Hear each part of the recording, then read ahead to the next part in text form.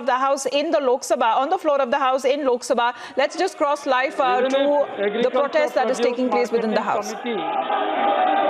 Continue to exist and an MSP is declared, it would not be effective if the Food Corporation of India begins to limit its procurement.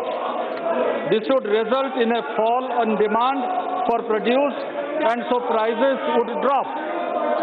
This fear is real because the FCI has come under criticism for overstocking wheat and paddy or rice.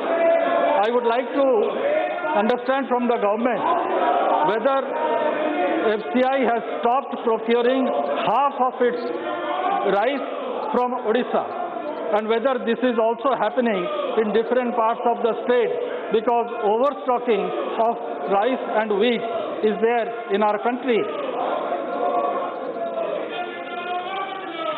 अध्यक्ष महोदय, ऐसी सरकार की कोई योजना नहीं है और जितना भी उड़ीसा में राइस प्रॉपर है ये सारा करेगी। ये वहाँ के सांसदों ने एक मांग की थी कि अध्यक्ष महोदय, राज्य के सभी जिलों में बॉइल्ड राइस चावल स्वीकार करना, ये उनकी मांग थी। लेकिन एफसीआई उड़ीसा क्षेत्र में जो भी अवशेष चावल एफसीआई को दिया जाएगा वो पूरा स्वीकार किया जाएगा उड़ीसा में। Sir, there is no outtake of paddy from Odisha till now.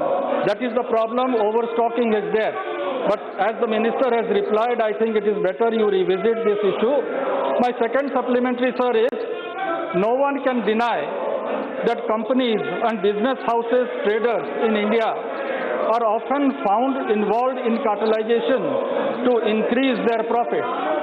Such a possibility of cartelization cannot be ignored in agriculture if farmers are allowed freely to negotiate best deals with agribusiness and traders. In such a situation, how the government will protect the farmers and ensure best remunerative prices to them for their food grains? इससे तो माननीय अध्यक्ष महोदय, इस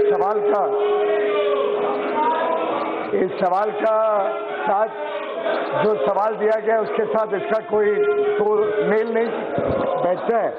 लेकिन मैं समझता हूँ माननीय सदस्य भली भांति जानते हैं कि सरकार ने एक विकल्प दिया है। जो आज की व्यवस्था है वो पूरी तरीके से बरकरार है। सरकार ने एक विकल्प के रूप में किसानों को एक विकल्प देने के लिए, उनकी आमदनी बढ़ाने के लिए काम किया है।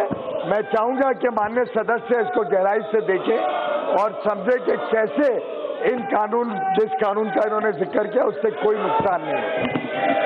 तिवारी जी, श्री मनीष तिवारी जी, क्या माननीय सदस्य आप महत्वपूर्ण प्रश्न नहीं पूछना चाहते? आपसे पंजाब की जनता पूछेगी कि आपको हमने चुनकर भेजा था प्रश्नकाल पूछने महत्वपूर्ण विषय पर। अच्छा हो आप सीट पर जाएं और अपनी बात रखें। माननीय सदस्यगण, हम सबने ये सहमति बनाई थी कि हम प्रश्नकाल को व्यवस्थित तरीके से चलने देंगे, क्योंकि प्रश्नकाल सदन का सबसे महत्वपूर्ण समय होता है। माननीय सदस्यों को अपने इलाके, क्षेत्र की और देश की समस्याओं पर प्रश्न पूछने के लिए इससे उपयुक्त समय नहीं होता। मेरी भी कोशिश रहती है कि प्रश्नकाल चले और आपके माध्यम से जो मुद्दे आप उठाते हैं उसका समाधान हो, उसकी जानकारी आपको मिले।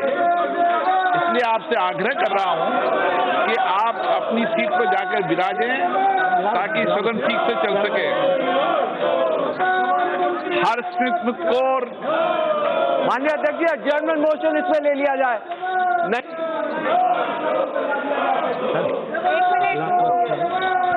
जी सर, मैं पूछना पूछना चाहूंगी माननीय मंत्री जी से कि ये कह रहे हैं कि सरकार ने किसानों को एक विकल्प दिया है, लेकिन इस विकल्प के विरोध में किसान पिछले 4 महीने से बैठे हुए हैं सरहद में। आज सरकार ने एक और नया नोटिफिकेशन FCI ने निकाल दिया है कि सरकारी प्रोक्योरमेंट जो हमारे देश की, हमारे राज्य की इकोनॉमी जिस पे डिपेंडेंट है, वो सरकारी प्रोक्योरमेंट FCI उन्हीं से करेगी जो किसान अपने लैंड रिकॉर्ड्स अपलोड करेंगे। मैं उस राज्य से आती हूँ सर, जहाँ पे 40% वैसे लोग हैं जिनकी जमीनें नहीं है। कोई अपने राज्य से बाहर गया है तो अपना जमीन ठेके में दे देता है, कोई विदेश में बैठा है वो अपना जमीन ठेके में दे देता है, उसके पास जमीन नहीं है किसी जमींदार से लेके देता है।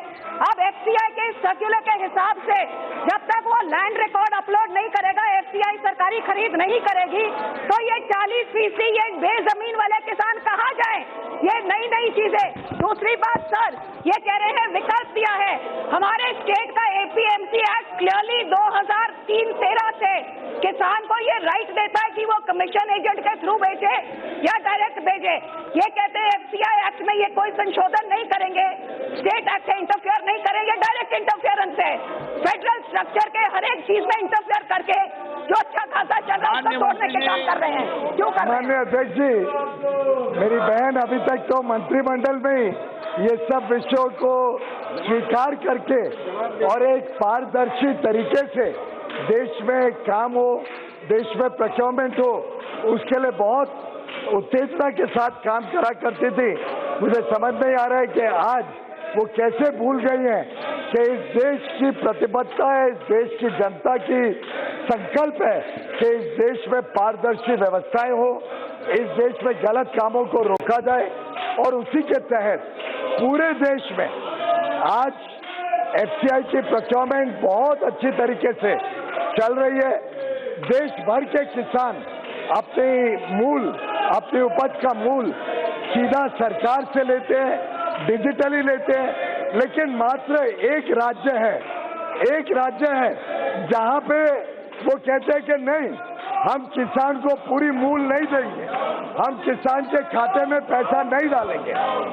और उसके पीछे क्या हेतु है, क्या उसके पीछे उनकी परिकल्पना है? क्या वो किसानों का पैसा हड़पना चाहते हैं? क्या वो किसानों को पूरी मूल नहीं पहुंचाना चाहते हैं? मैं समझता हूं कि हमें पूछने के बदले जैसे पहले वो राज्य सरकार को पूछा करती थी, वैसे वो राज्य सरकार को पूछे कि आज पारदर्शी व्यवस्था मोदी सरकार किसानों के हित में ला रही है। मोदी सरकार किसानों को पूरा चांस दिला रही है। और रही बात लैंड रिकॉर्ड की, किसानों से ही तो खरीदेंगे, जिसकी भी लैंड है लैंड रिकॉर्ड अपडेट कर दे कि मैंने इसको किराए पे दिया हुआ है, तो खरीदने में तो कोई हमने मना नहीं किया है। लेकिन लैंड रिकॉर्ड नहीं अपडेट करना, लैंड में कितना उपज हुआ है, आखिर जमीन का एक उपज तो पता चलेगा। ऐसा तो नहीं हो सकता कि 2 एकड़ जमीन पे कितना भी अनाज उग सके। मैं समझता हूँ माननीय सांसद को आपके माध्यम से बताना चाहूँगा, एक अच्छी ईमानदार पारदर्शी व्यवस्था किसानों के हित में, किसानों को पूरा पैसा मिले और गलत जगह इस देश के करदाताओं का पैसा ना जाए, ये हम सबकी सामूहिक जिम्मेदारी है। Question number 202 Sunita Duggal ji. Question number 202। माननीय मंत्री जी।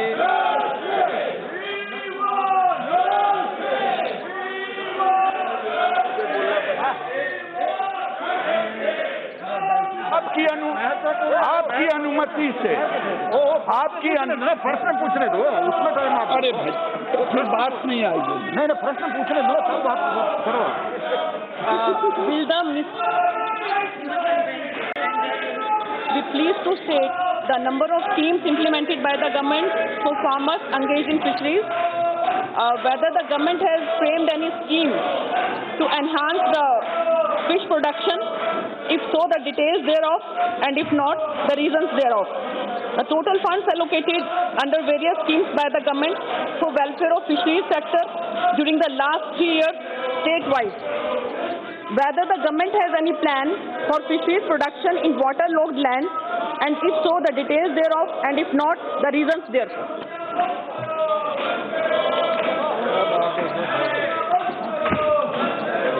महोदय, मैं सारे प्रश्नों का उत्तर दे रहा हूं। माननीय सदस्य से मैं ये कहना चाह रहा हूं कि सारे उत्तर आपके प्रश्न पट पर रखा हुआ है, लेकिन महोदय मैं आपसे एक विषय कहना चाहता हूं। महोदय, अध्यक्ष महोदय, मैं आपसे विनती करना चाहता हूं, माननीय अधीर रंजन जी नेता कांग्रेस, कि मुझे ठेस लगा है। इनके नेता राहुल गांधी ने 2 फरवरी को क्वेश्चन किया था अनस्टार्ट, लेकिन पांडुचेरी और कोच्चि में जा करके पता नहीं उनका याददाश्त खत्म हो गया, मैं ये कह नहीं सकता। उन्होंने कहा कि ये मत्स्य फिशरी डिपार्टमेंट है ही नहीं, मैं सदन में आऊंगा तो एक अलग से मंत्रालय बनाऊंगा। मुझे अफसोस है महोदय कि ये किसका क्वेश्चन था। ये मैं संवैधानिक प्रश्न खड़ा कर रहा हूं, अध्यक्ष महोदय, कि ये भारत सरकार। दीजिए, आप जवाब दीजिए। जवाब दो।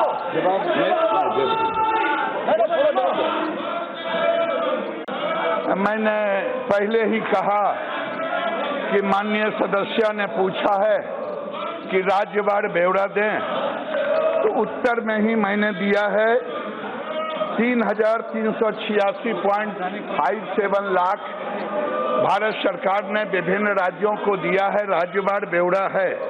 लेकिन अगर आप मुझे डिटेल पूछेंगी तो मैं उसका ब्यौरा आपके सामने रखने के लिए तैयार हूं कि आज देश में पहली बार, महोदय, एक विषय आपके सामने मैं रखना चाहूंगा।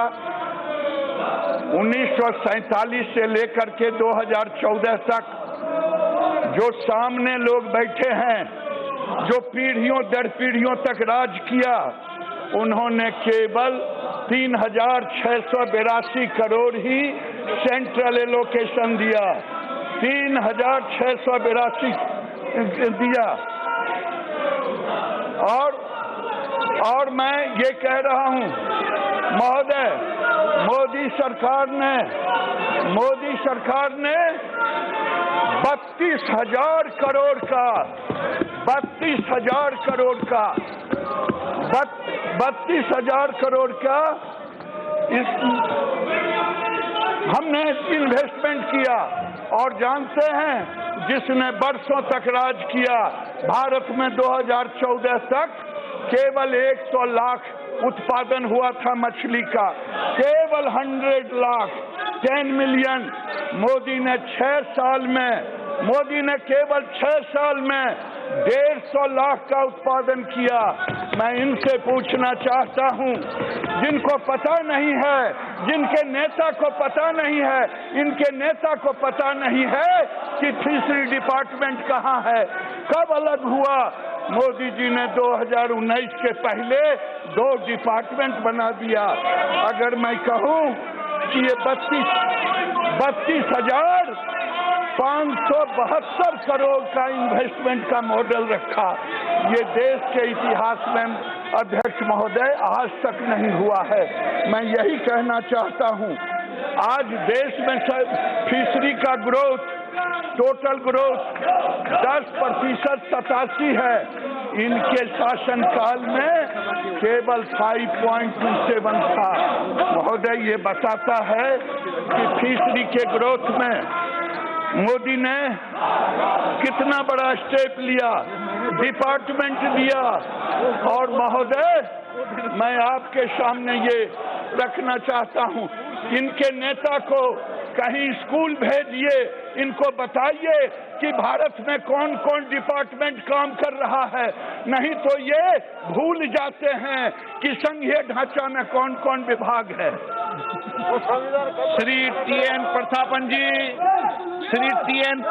जी, MK राघवन जी, मछली उत्पादन के विषय पर आप अपनी सीट पर जाए, मैं आपको बोलने का मौका दूंगा, माननीय मंत्री जी से पूछने का मौका दूंगा।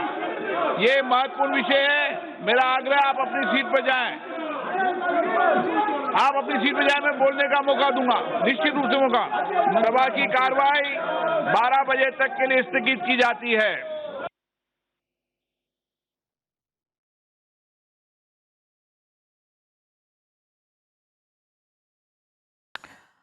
All right, so the Lok Sabha that has for now been adjourned, we are looking at the constant ruckus that is now being created from the opposition side when it comes to taking back and revoking the farm laws there. The Lok Sabha that has been adjourned till noon, and several bills that are still pending to be taken up for consideration and passing. Well, we are not looking at much work that is being done in the Lok Sabha amid the continuous protests that are taking part on part of the opposition side. For now, that has now been adjourned till noon.